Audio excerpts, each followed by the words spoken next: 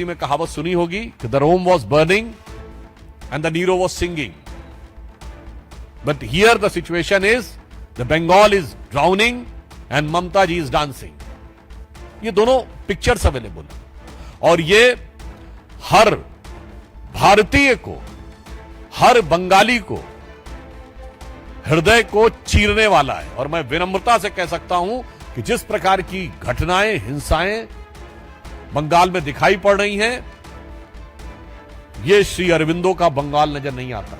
मित्रों, एक तरफ बिहार चुनाव की तरफ बढ़ रहा है, यानी लोकतंत्र की एक नवगति की तरफ बढ़ रहा है, और उसके बगल में पश्चिम बंगाल लोकतंत्र की दुर्गति की तरफ बढ़ रहा है। आज जिस प्रकार की घटना पश्चिम बंगाल में हुई है, उसे यदि लोकतंत्र का शोक गीत कहा जाए तो अतिशयोक्ति न होगी। The dastardly incidents which has happened in West Bengal today, if it is said that this is the swan song of democracy, it should not be inappropriate. पश्चिम बंगाल में जब से तृणमूल कांग्रेस की सरकार आई है, हिंसा, मर्यादाओं को ध्वस्त करना, कानून व्यवस्था को ध्वस्त करना एक बहुत सामान्य बात हो गई है। और उसके साथ साथ पश्चिम बंगाल की सरकार और वहां की मुख्यमंत्री ममता बनर्जी जी की असंवेदनशीलता भी अपनी पराकाष्ठा के पार है। आप सभी जानते हैं कि इस समय उत्तरी बंगाल का अधिकांश हिस्सा बाढ़ की त्रासदी को झेल रहा है। दूसरी तरफ पश्चिम बंगाल की मुख्यमंत्री जी का मीडिया में वीडियो अवेलेबल है कि वो कोलकाता में एक उत्सव में नृत्य कर रही हैं। ये दोनों चित्र अपने आप में बहुत हृदय विदारक है।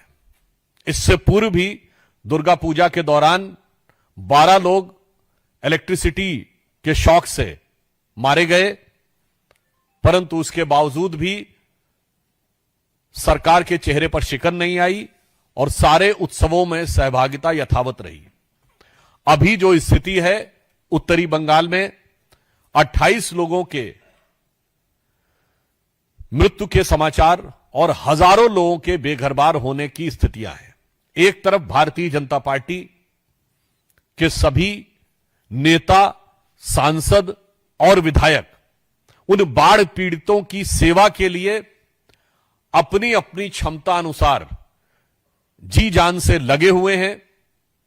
प्रधानमंत्री श्री नरेंद्र मोदी जी उस बाढ़ के कार्यों की समीक्षा पूरी संवेदनशीलता और सजगता के साथ कर रहे हैं।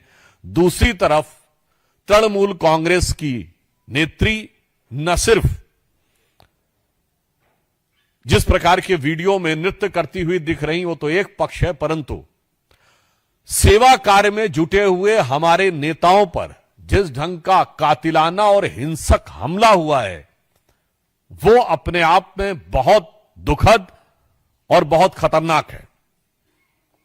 हमारे प्रदेश अध्यक्ष और सांसद श्री शमीक भट्टाचार्य, हमारे विधायक श्री शंकर घोष और ट्राइबल समुदाय से आने वाले हमारे दूसरी बार के सांसद श्री खगेन मुर्मू पर जिस प्रकार का कातिलाना हमला हुआ है, उनका जो रक्त रंजित चेहरा है, मतलब जिसे आप सामान्य भाषा में कहते हैं एकदम खून खच्चर हो जाना, वो अगर आपने देखा होगा तो निश्चित रूप से कोई पत्थर दिल आदमी होगा जिसका कि हृदय न पिघला हो। तो आज हम पश्चिम बंगाल की सरकार से पूछना चाहते हैं कि आपके शासनकाल में यदि सांसद और विधायक भी सुरक्षित नहीं है, उनके ऊपर इस प्रकार का कातिलाना हमला होता है और उसके ऊपर पश्चिम बंगाल की सरकार और इंडी गठबंधन के समस्त नेताओं की चुप्पी लोकतंत्र के लिए बहरा करने वाली चुप्पी है।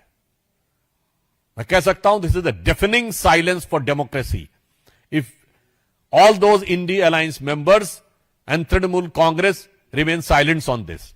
और बड़ी दुखद बात है कि हमारे वरिष्ठ नेता जो जनजातीय समुदाय और आदिवासी समुदाय के वरिष्ठ नेता हैं वहां, और जो सेवा कार्य में लगे थे, श्री खगेन मुर्मू, उनके ऊपर जिस ढंग का हमला किया गया है, इससे लोकतंत्र और जनप्रतिनिधियों के प्रति कैसी अवमानना और तिरस्कार है, यह तो समझ में आता ही है।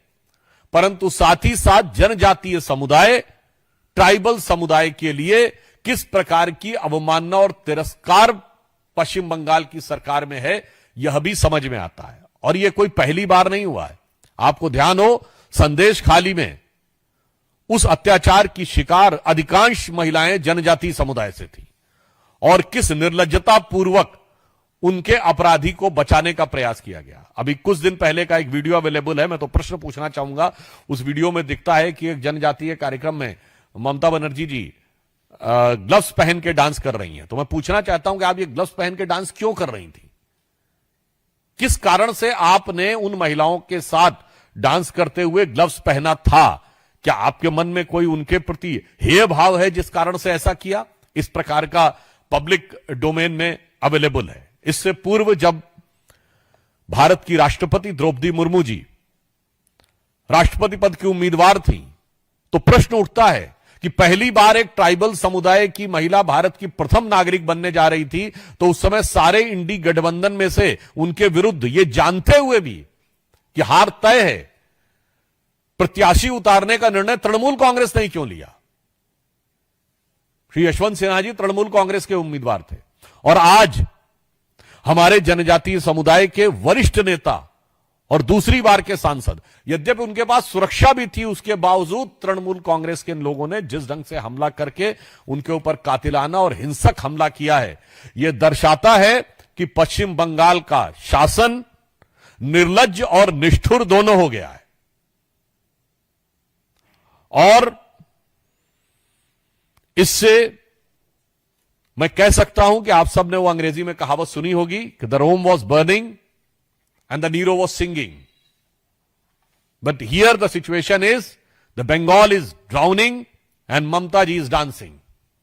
ये दोनों पिक्चर्स अवेलेबल है, और ये हर भारतीय को, हर बंगाली को हृदय को चीरने वाला है। और मैं विनम्रता से कह सकता हूं कि जिस प्रकार की घटनाएं, हिंसाएं बंगाल में दिखाई पड़ रही हैं, ये श्री अरविंदो का बंगाल नजर नहीं आता है, ये रामकृष्ण परमहंस का बंगाल नजर नहीं आता है, स्वामी विवेकानंद का बंगाल नजर नहीं आता है, गुरुदेव रविंद्रनाथ टैगोर का बंगाल नजर नहीं आता है, ये शाहिद हुसैन सोहरावर्दी का बंगाल नजर आता है। आज जो भी परिस्थितियां हैं, उसमें सर्वप्रथम हम जो लोग बाढ़ की विभीषिका को झेल रहे हैं, उनके प्रति भारतीय जनता पार्टी के समस्त कार्यकर्ता जो सेवा कर रहे हैं, उनके साथ और बाढ़ पीड़ितों के साथ हम संवेदना व्यक्त करना चाहते हैं, और लगातार उन सेवा कार्य में जुड़े लोगों के ऊपर हिंसा को बढ़ावा देने और उकसाने के लिए हम इस बात की कठोर भर्त्सना करना चाहते हैं। और हम आश्वस्त हैं कि बंगाल की प्रबुद्ध जनता इस समस्त षड्यंत्र और इस समस्त दुरभिसंधि को देख रही है, और वो इसका उचित और एप्रोप्रिएट आंसर आगे चुनावों में देगी। और मैं ममता जी को यह भी कहना चाहता हूं, भारतीय जनता पार्टी के कार्यकर्ता और नेता, आपके इस अत्याचार, अनाचार, हिंसा से रुकने वाले या झुकने वाले नहीं हैं। हम उस संकल्प के साथ आगे बढ़ रहे हैं कि वह पथ क्या पथिक कुशलता क्या, जो पथ में बिखरे शूल न हो। वह पथ क्या पथिक कुशलता क्या, जो पथ में बिखरे शूल न हो। नाविक की धैर्य परीक्षा क्या, जो धाराएं प्रतिकूल न हो। और अंत में मैं सिर्फ यह कहना चाहता हूं कि पश्चिम बंगाल के, जिसे इस भद्रलोक को आज पश्चिम बंगाल में हिंसा, उपद्रवीय एलिमेंट्स को साथ में लेना, अनेक प्रकार के कट्टरपंथी राष्ट्र विरोधी तत्वों का संरक्षण देने का जो कार्य तृणमूल कांग्रेस की सरकार के छत्र छाया में किया जा रहा है, दामने रहमत में किया जा रहा है, वो पश्चिम बंगाल की उस भद्र लोक की संस्कृति का सबसे बड़ा अपमान है। और पश्चिम बंगाल की जनता, हमें पूर्ण विश्वास है कि इसका करारा जवाब आने वाले चुनाव में देगी। और संभवतः ममता जी को यह पता लग चुका है कि उनकी हार अवश्य संभावी है, इसलिए उनके कार्यकर्ता खीज और बौखलाहट में इस प्रकार की हिंसा की घटनाओं को अंजाम देने की खिसियाहट और बौखलाहट दिखा रहे हैं। धन्यवाद।